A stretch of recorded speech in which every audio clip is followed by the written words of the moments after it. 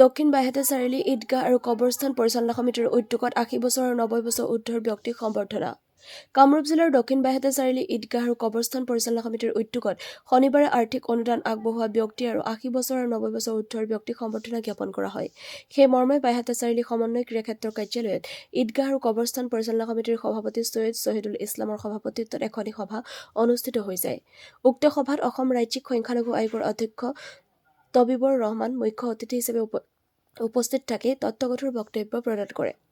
তদুপৰি সভাত অংশগ্ৰহণ কৰে ক্ৰমে বিপিন চন্দ্ৰ ডেকা, দিলীপ ডেকা, মাইনুদ্দিন আহমেদ, মুজামিল হুছেইন শইকীয়া, হামিদুৰ ৰহমান, জেৰিউদ্দিন আহমেদ, তাজনুৰ আলী প্ৰমুখ্যে কেইবাগৰাকীও গণ্যমান্য ব্যক্তি। সম্বৰ্ধনা সভাখনৰ আদৰে ঈদগাহ আৰু কবৰস্থান পৰিচালনা সমিতিৰ উপ সভাপতি আনোৱাৰ হুছেইন আৰু সম্পাদক হেলিম আহমেদে। আজি সম্বৰ্ধনা সভাখনত মুঠ ৫৬ গৰাকী লোকক সম্বৰ্ধনা জ্ঞাপন কৰা হয়। News desk AIN live. সঁচাকৈ আজি আমি এই অনুষ্ঠানটো ইয়াত অনুষ্ঠিত কৰি আমি গৰ্বিত হৈছোঁ, কাৰণ ইয়াত আমি প্ৰায় ৯০ বছৰ বয়সৰ ঊৰ্ধ্বৰ ব্যক্তিসকলক একেলগে লগ পাইছোঁ আৰু তেখেতসকলৰ লগত আমি মত বিনিময় কৰি আমি সঁচাকৈ আনন্দিত হৈছোঁ। যদিও ৯০ বৰ্ষৰ ওপৰৰ ব্যক্তি, তথাপিও তেওঁলোকৰ মন আৰু স্বাস্থ্য সুস্থিৰ আৰু স্থিৰ হৈ আছে। তেওঁলোকৰ পৰা আমি আজি প্ৰেৰণা পাইছোঁ আৰু ভৱিষ্যতেও তেওঁলোকৰ পৰা আমি প্ৰেৰণা পাম। আমি আজি ইয়াত এটা সম্বৰ্ধনা অনুষ্ঠান এটা অনুষ্ঠিত কৰিছিলোঁ। এইকাৰণে কৰিছিলোঁ যে আমাৰ ঈদগাহ কবৰস্থানক এই অঞ্চলৰ বহু ব্যক্তিয়ে আৰ্থিকভাৱে দান বৰঙণি দি পৰিচালনা কৰাত কমিটিক আমাক সহযোগ কৰি আহিছে। ইয়াৰ ভিতৰত আমাৰ উল্লেখনীয় এজন ব্যক্তি, তেওঁ হ'ল ধীৰাজ গুপ্তা। তেখেতে আমাক ৫০,০০০ টকা আমাক দান হিচাপে আগবঢ়াই আমাৰ ঈদগাহৰ যিটো আৰ্থিক তহবিল সেইটো টনকিয়াল কৰিছে। লগতে দ্বিতীয় বৃহৎ আৰ্থিক সাহায্য আগবঢ়োৱা এজন ব্যক্তি ব্যৱসায় আছে আমাৰ, তেওঁৰ হ'ল সুমন আহমেদ। সুমন আহমেদো আমাক বহুখিনি পইচা দি আমাৰ নামাজৰ উপযোগী হোৱাকৈ পাত্ৰীৰ ব্যৱস্থা কৰি দিছে।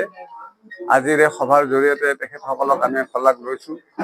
লগতে আমাৰ এই ঈদগাহ কবৰস্থানত ৪গৰাকী ব্যক্তি, বিপিন চন্দ্ৰ ডেকা ডাঙৰীয়া, মুকুল কুমাৰ ডেকা ডাঙৰীয়া আৰু দিলীপ কুমাৰ ডেকা ডাঙৰীয়া, লগতে মাইনুদ্দিন আহমেদে আমাক যিকোনো ৰাজহুৱা কামত, চৰকাৰী কামত আমাক সহযোগ কৰিছে।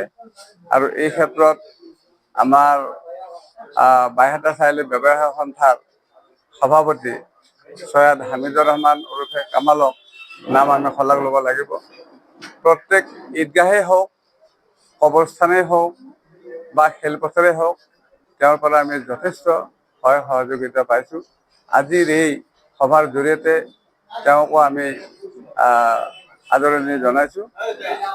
এই আছিলে আমাৰ আজিৰ সভাৰ প্ৰধান উদ্দেশ্য।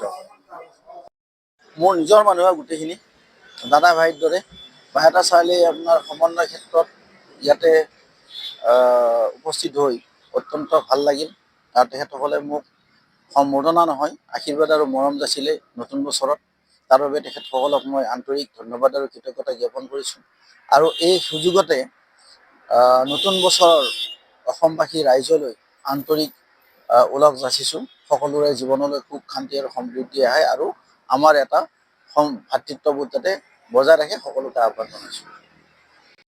যিকোনো খবৰ আৰু বিজ্ঞাপনৰ বাবে যোগাযোগ কৰক 7896121996।